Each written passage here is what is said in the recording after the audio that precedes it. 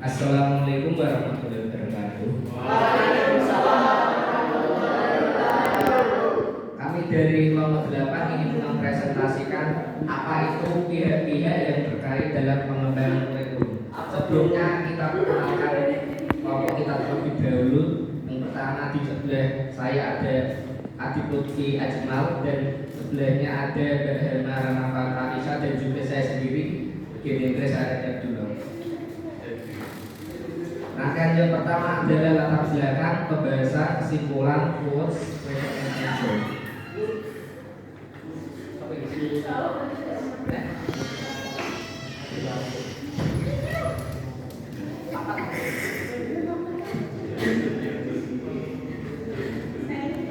Saya akan mempresentasikan materi yang pertama mengenai latar belakang.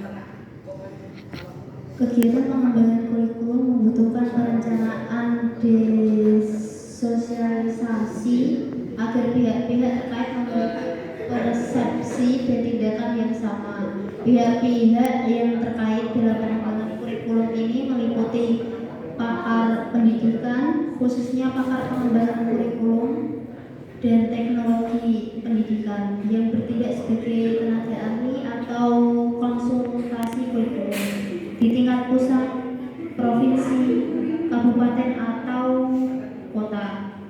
Masing-masing pihak terkait tugas dan tanggung jawab saling berkaitan, baik di antara secara struktural maupun secara fungsional dalam pengelolaan, pengembangan, pengimplementasian dan pengawasan serta perbaikan kurikulum. Lalu selanjutnya pembahasan pihak-pihak yang terkait dalam pengembangan kurikulum beserta tugasnya. Sumber daya manusia pengembangan kurikulum adalah kemampuan terpadu dari daya pikir dan daya fisik yang dimiliki oleh setiap pengembangan kurikulum, oleh setiap dan di tingkat pusat sampai ke tingkat daerah. SDM tersebut terdiri dari berbagai pakar ilmu pendidikan, administrator pendidikan, guru, ilmuwan, orang tua maupun siswa, dan tokoh-tokoh masyarakat. Unsur ketenaga kerjaan tersebut dapat dibagi menjadi dua kategori. Yang pertama, tenaga profesional meliputi tenaga pendidik, guru, tenaga non-guru maupun organisasi profesional. Yang kedua, tenaga masyarakat meliputi masyarakat, orang tua, anggota komite dewan sekolah dan lain-lainnya. Berikut ini mengenai deskripsi tentang tugas dan wewenang pihak yang terkait dalam pengembangan kurikulum. Yang pertama, pakar ilmu pendidikan spesialis. Para pengembang kurikulum ini bertugas diantaranya yang pertama, duduk sebagai anggota panitia atau sponsor. Kedua, mengajukan gagasan dan berbagai masukan yang diperlukan oleh panitia pengembang kurikulum. Tiga, melakukan penelitian sebagai pengembang kurikulum yang disusun buku sumber yang dibutuhkan sesuai dengan kurikulum yang sedang dikembangkan, yang selanjutnya dapat dimanfaatkan bagi kurikulum yang bersangkutan. Selanjutnya, memberikan pelatihan dan penataran bagi para pengembang kurikulum atau melaksanakan konsultasi dan para pengembang kurikulum tersebut untuk memperoleh kurikulum yang baru. Selanjutnya, administrator pendidikan. Administrator pendidikan merupakan SDM yang berada pada tingkat pusat, provinsi maupun kota, kabupaten dan juga kepala sekolah. Yang pertama, administrator tingkat pusat meliputi direktur kepala pusat, mempunyai wewenang dan kepemimpinan untuk mengarahkan orang serta bertanggung jawab atas pekerjaan orang tersebut dan dalam mencapai tujuan, yaitu dalam penyusunan kerangka kurikulum, dasar hukum, dan program inti kurikulum. Dengan adanya kerangka dasar dan program inti, selanjutnya dapat ditetapkan jenis dan jumlah mata pelajaran minimal yang diperlukan. Kedua, administrator tingkat daerah, dinas pendidikan tingkat kota madya atau kabupaten yang bertugas berdasarkan kerangka dasar dan program inti dari tingkat pusat dan melakukan pengembangan sesuai dengan kebutuhannya. Administrator tingkat daerah mempunyai wewenang merumuskan sistem operasional pendidikan bagi sekolahnya. Selain itu juga berkewajiban mendorong dan mengimplementasikan kurikulum atau menerapkan kurikulum tersebut ke dalam setiap sekolah, dan bekerja sama dengan kepala sekolah dan guru dalam pengembangan kurikulum di sekolah sesuai dengan kebutuhan masyarakat sosial serta melaksanakan kurikulum di sekolah masing-masing tersebut. Lalu selanjutnya kepala sekolah yang mempunyai tugas yang lebih berkenan dengan mengimplementasikan atau menerapkannya langsung di sekolah tersebut. Peran kepala sekolah dan guru juga sangat besar dan merupakan kunci dalam keberhasilan nanti penerapan di kurikulum tersebut. Selanjutnya akan dibacakan oleh pengantar kedua. Yang nomor 3, guru merupakan titik sentral, yaitu sebagai ujung tombak di lapangan dalam pengembangan kurikulum. Keberhasilan belajar antara lain ditentukan oleh kemampuan profesional dari pribadi guru tersebut. Dikarenakan pengembangan kurikulum bertitik tolak dari dalam kelas dan seorang guru hendaknya mengusahakan gagasan kreatif dan melakukan uji coba kurikulum di kelasnya. Selanjutnya, orang tua sebagai stakeholder dalam penyusunan kurikulum. Hanya sebagian orang tua siswa saja yang dilibatkan, yaitu mereka yang mempunyai latar belakang yang memadai. Peran orang tua lebih besar dalam pelaksanaan kurikulum. Misalkan saat diperlukan adanya kerjasama yang erat antara guru dan sekolah dengan orang tua siswa. Oleh karena itu, sebagian kegiatan belajar yang ditutup kurikulum dilaksanakan di rumah. Yang kelima, siswa. Dalam meningkatkan kualitas siswa, para pembina kurikulum atau guru hendaknya tidak melepaskan diri dari tanggung jawabnya sebagai pendidik dan pembimbing, sehingga partisipasi siswa tersebut tidak lepas dari bimbingan guru, seperti pemberian motivasi belajar, dorongan untuk mendapat, dan berpartisipasi dalam kegiatan-kegiatan lain yang bermanfaat. Peran guru dalam pengembangan kurikulum. Sebagai kunci utama keberhasilan pengembangan kurikulum, guru memegang banyak peran yang sangat penting. Yang diantaranya, pertama, pengelolaan administratif. Pengelolaan administratif adalah pengelolaan secara tercatat, teratur, dan tertib sebagai penunjang jalannya pendidikan yang lancar, yang dimana ruang lingkupnya mencakup administrasi kurikulum, siswa, personal, materi, dan keuangan. Yang kedua, pengelolaan konseling dan pengembangan kurikulum. Pengelolaan layanan bimbingan konseling dan pengembangan kurikulum merupakan hal yang mendesak dan diperlukan untuk menunjang pencapaian tujuan pendidikan. Maka dari itu diperlukan keahlian pemahaman prinsip dan pengusahaan keterampilan teknis. Selanjutnya akan diajarkan.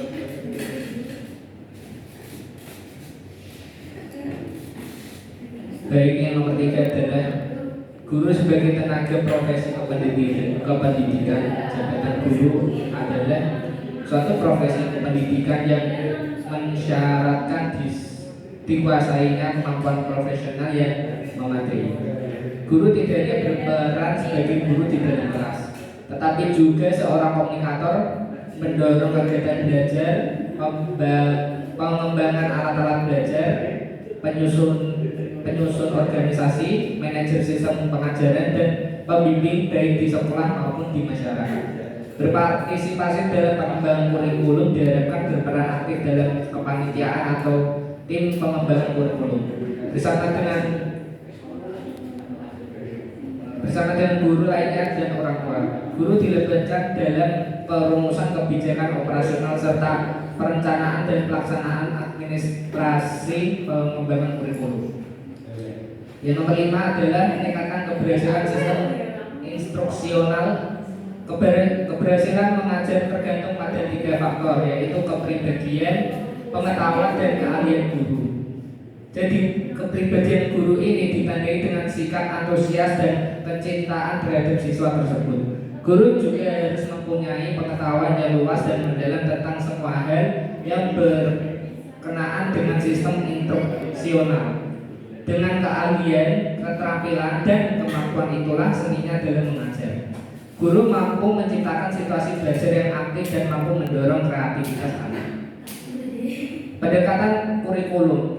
Guru yang bijaksana senantiasa mengembangkan kurikulum sekolah berdasarkan kepentingan pada masyarakat, kebutuhan siswa, serta ilmu, pengetahuan, dan teknologi terkini. Upaya pengembangan ini disertai dengan tindakan yang nyata di kelas. Hasil perbaikan dan pelaksanaan kurikulum diperlihatkan kepada orang tua siswa melalui laporan siswa, dan orang tua tersebut memberikan respon atas laporan tersebut. Dengan demikian, terjadi proses pengembangan kurikulum yang berkesinambungan. Untuk yang nomor 7 adalah meningkatkan pemahaman konsep diri guru. Yang ketujuh, meningkatkan pemahaman konsep diri. Guru dapat mengembangkan kurikulum dengan cara mempelajari lebih banyak tentang dirinya sendiri. Untuk itulah keberhasilan guru tersebut terletak pada pengetahuan tentang diri atau self knowledge dan pengenalan terhadap kekuatan dan kelemahan pribadi, serta bagaimana mengatasi kelemahan-kelemahan tersebut. Untuk yang nomor 8 adalah memupuk hubungan timbal balik yang harmonis dengan siswa. Tujuan utama guru adalah mengubah pola tingkah laku siswa menjadi lebih baik. Peningkatan kegiatan belajar tersebut, siswa dapat lebih banyak ditentukan oleh besarnya harapan guru tentang tingkah laku yang diinginkan. Guru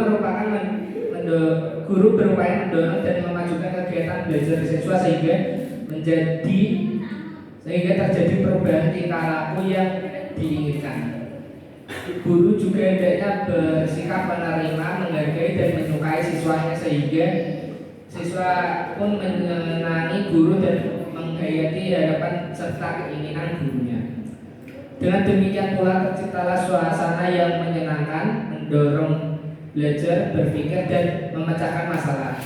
Dan dalam bekerja sama seperti ini dapat meningkatkan upaya mengembangkan kurikulum. Untuk yang selanjutnya adalah kesimpulan. Kesimpulannya adalah bahwa pengembangan kurikulum dapat melibatkan berbagai pihak, termasuk pakar ilmu, pendidikan, administrator pendidikan, guru, orang tua, dan juga siswa. Dalam konteks ini mereka memiliki peran yang berbeda namun saling berkaitan untuk merencanakan, mengimplementasikan, dan memperbaiki kurikulum secara efektif. Untuk yang selanjutnya adalah quotes penjelasan. Kalau tadi kan ada slide yang tentang konseling.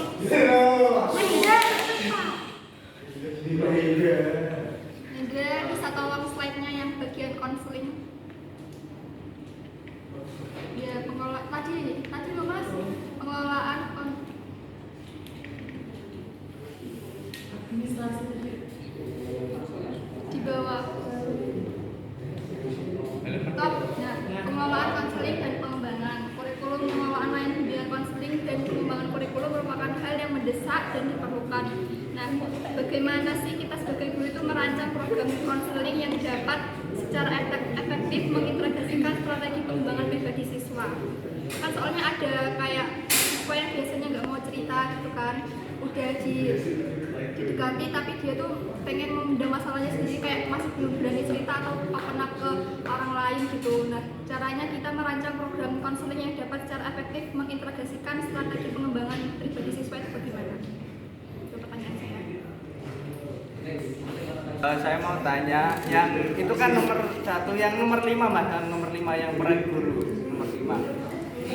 Itu kan disebutkan meningkatkan keberhasilan sistem instruksional, keberhasilan mengajar tergantung pada 3 faktor, yaitu kepribadian, pengetahuan, dan keahlian guru. Di sini juga disebutkan apa itu namanya, guru juga harus mempunyai pengetahuan yang luas dan mendalam tentang semua hal yang berkenaan dengan sistem instruksional.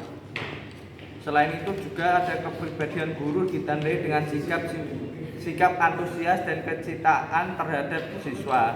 Yang mau saya tanyakan itu sistem instruksional itu yang kayak gimana ya Mas? Soalnya kan di sini kan ada tulisan guru juga harus mempunyai pengetahuan yang luas dan mendalam tentang semua hal yang berkenaan dengan sistem instruksional. Instruksi kan kita biasa itu pahami kayak perintah gitu loh. Instruksi kan kayak kita harus kayak gini itu atau memerintahkan seseorang lah. Secara ini tuh pengertiannya itu kayak gimana Mas? Sistem instruksional. Sistem itu kan seperangkat kan Mas. Lah, sistem instruksional itu apa? Udah. Berarti agar masuk.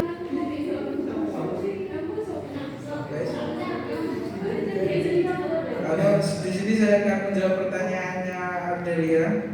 Untuk merancang program konseling yang efektif dalam mengintegrasikan strategi pengembangan pribadi siswa, pertimbangan langkah berikut. Gunakan pendekatan personalisasi, kenali siswa secara personal. Pertimbangkan kebutuhan dan keunikan mereka. Pendekatan personal akan membantu siswa merasa didengar dan dipahami, dan mereka akan lebih terbuka kepada kita. Seterusnya, berikan pelatihan pada guru konselor. Pastikan guru konselor terlatih dalam mengidentifikasi tanda-tanda ketidaknyamanan atau hambatan komunikasi, serta memiliki keterampilan untuk membantu siswa melewati hal tersebut. Bangun ketertiban orang tua. Melibatkan orang tua dalam program konseling dapat menciptakan dukungan tambahan di luar lingkungan sekolah. Komunikasi yang terbuka antara guru, konselor, siswa, dan orang tua dapat menciptakan lingkungan yang mendukung yang lebih luas. Dengan menggabungkan elemen-elemen ini, program konseling dapat lebih efektif untuk membantu siswa untuk mengatasi ketakutan mereka untuk speak up dan mendukung perkembangan pribadi mereka tanpa mengganggu kegiatan belajar. Jadi saya akan menjawab pertanyaannya dari Mas Anam mengenai program instruksional merupakan materi atau konsep pembelajaran yang memang yang telah diuji di sekolah, sudah diimplementasikan gitu loh, Mas. Terus dalam metode itu tuh udah kayak dipersiapkan praktek-prakteknya dari guru tersebut, kayak nanti gurunya itu memberikan media interaktif kepada siswa agar siswa tersebut dapat kayak meningkat gitu loh dari kompetensi tertentu, kayak nanti kan IPA, matematika, siswa IPS maupun kayak agama gitu. Udah bisa diterima? Ya. Saya pertanyaan dari jawaban telah selesai. Saya akan kembalikan kepada moderator.